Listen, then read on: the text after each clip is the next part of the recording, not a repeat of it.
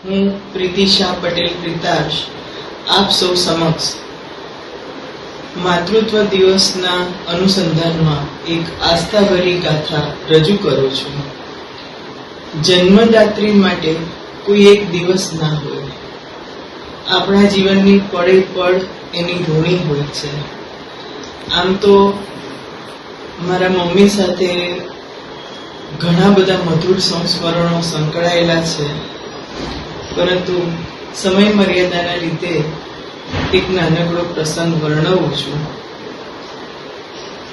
દરેક બાળકના ઘડતરમાં માતા પિતાનું બહુ અમૂલ્ય યોગદાન હોય છે, પરંતુ મારામાં જે વાંચનનો શોખ જન્મ્યો અને અવિરતપણે જે ચાલુ રહ્યો, એમાં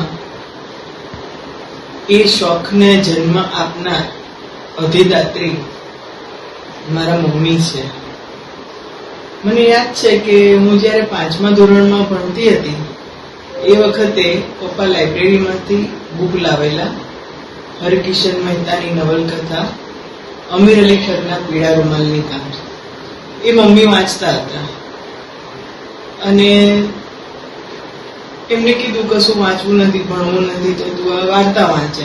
અને પછી વાર્તા વાંચવાનો એટલો ઇન્ટરેસ્ટ પડ્યો તો 5મા ધોરણમાં હતી અને એ વખતે સૌથી પહેલી નવલકથા મેં એ વાંચેલી. ત્યારબાદ તો વાંચનનો જાણે કે આખો સિલસિલો સર્જાઈ ગયો. કડી કલોલ મહેસાણાના પુસ્તકાલયની ભાગ્યે જ કોઈ પુસ્તક એવી હશે કે જે વાંચવામાં ના આવી હોય.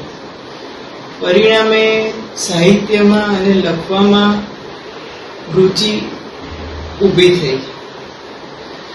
આજે જે કંઈ પણ લખી શકાય છે કે મનમાં જે કંઈ પણ વિચાર સ્ફુરે છે ને એને હું શબ્દદેહ આપી શકું છું, અને એને શબ્દદેહ આપ્યા પછી એના જે સુંદર કોલાજ કૌશિક સર બનાવી આપે છે અને એ સમાજ સુધી પહોંચાડી શકાય છે.